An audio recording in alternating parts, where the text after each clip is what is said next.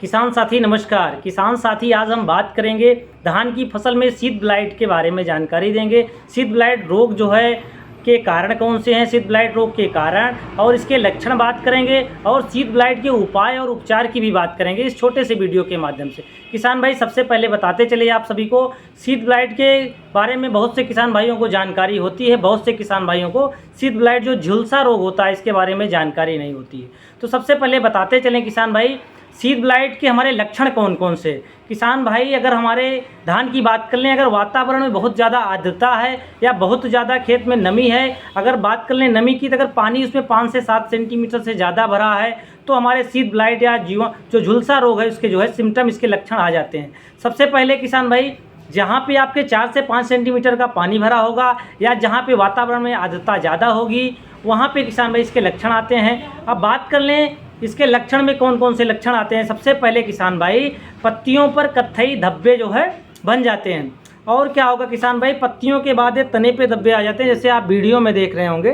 पहले तो किसान भाई पत्तियों पे इस तरीके के इससे सिम्टम आएंगे, उसके बाद इस तरीके से तने पे जो है इसके सिम्टम आ जाते हैं। जैसे जैसे रोग बढ़ता जाता है हमारा पौधा जो है पूरा प्रभावित होता चला जाता है। अब किसान भाई अगर ये हमारे रोग लग जाएगा तो हमारे धान का उत्पादन तो कम होगा ही होगा, जो बालियां निकलेंगी बहुत ही प्रभावित निकलेंगी, उस पर भी धब्बे बन जाएंगे, बालियों का दाना कम हो जाएगा, बालियां काली निकलेंगी।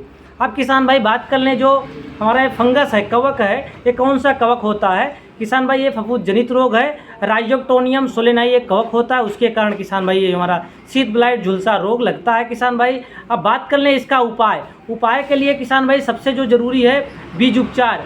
जब हम आप धान की रोपाई करने चल रहे हैं तो उस समय किसान भाई बीज उपचार करना चाहिए। बीज उपचार के लिए किसान भाई आप साधारण सी दवा कार्बनडाजिम से जो है बीज का आप उपचार कर सकते हैं। किसान भाई अगर बीज का उपचार नहीं कर पाएँ तो किसान भाई आप जब रोग लग गया, इस तरीके के अगर सिम्टम आ गए हैं आपकी धान की फसल में शीत ब्लाइट के झुलसा रोग के, तो किसान भाई तब आप दवा का भी प्रयोग कर सकते हैं। और किसान भाई ये जो रोग लगता है जहाँ पे वातावरण में नमी ज़्यादा होगी, पानी जमा होगा, वहाँ पे किसान भाई इसके लक्षण जो है दिखेंगे आपको, ये रोग लगने की संभावना बन जाएगी। और किसान भाई एक बात है ध्यान देने वाली विशेष बात है, उर्वरक का कम प्रयोग करना चाहिए। जिस जगह हमारे शीत ब्लाइट के लक्षण आ गए हैं उस जगह किसान भाई हमको दानेदार यूरिया का प्रयोग कम कर देना चाहिए। 2-3 बार में थोड़ी थोड़ी मात्रा में प्रयोग करना चाहिए। एकाएक अगर आप यूरिया का प्रयोग करेंगे तो रोग हमारा और तेज़ी से बढ़ेगा।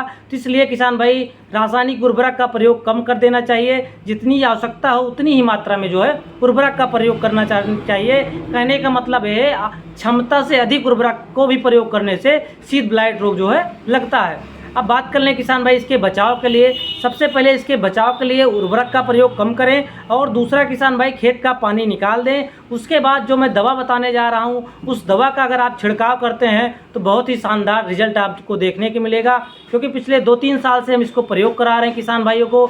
अपने खेत में भी किसान भाई हमने इसको प्रयोग किया है। ये टेबुकोनाजोल ग्रुप की दवा आती है जो आप हमारे हाथ में वीडियो में देख रहे हैं, इफ्को एमसी का ये सुकुआका।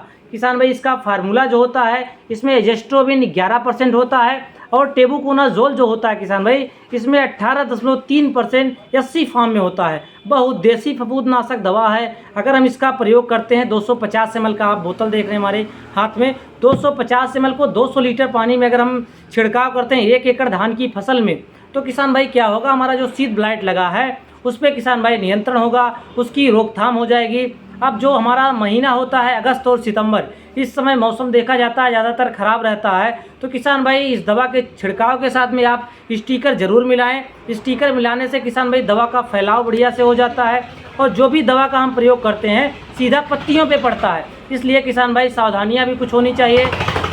सावधानियाँ में ये सावधानी होनी चाहिए जब भी आप छिड़काव करें, आजकल तो नेट का ज़माना है, नेट से पहले पता कर लें कि उस समय बारिश तो नहीं होने वाली जब आप छिड़काव करने चल रहे हैं, क्योंकि 10 से 12 घंटे कम से कम बारिश ना हो तब किसान भाई आप सुकुआका का प्रयोग करें। क्योंकि किसान भाई दवा महंगी होती है, लेबर चार्ज लगता है। अगर दवा हमारी पड़ जाती है तो किसान भाई क्या होता है, अगर बारिश भी हो जाती है तो दवा हमारी धुल जाती है, दवा उतना प्रभावशाली नहीं होती, उतना अच्छे रिजल्ट से जो है उतने अच्छे रिजल्ट नहीं आते। इसलिए किसान भाई जो ये फफूंदजनित रोग है राइजोक्टोनियम सोलेनाई, इसके नियंत्रण के लिए किसान भाई आप शोकोयाका का प्रयोग करते हैं किसान भाई, जो हमने फार्मूला बताया अभी, एजेस्टोबिन 11%, टेबुकोनाजोल किसान भाई 18.3%। इसका अगर आप प्रयोग करते हैं तो आपको बहुत ही शानदार रिजल्ट देखने को मिलेगा। इसको हमने किसान भाई प्रयोग किया और लोगों को भी से ही प्रयोग करवा रहे हैं, जिससे किसान भाई आपको ज़्यादा से ज़्यादा इससे लाभ मिलेगा। किसान भाई मिलते हैं नेक्स्ट वीडियो में। धन्यवाद किसान भाई।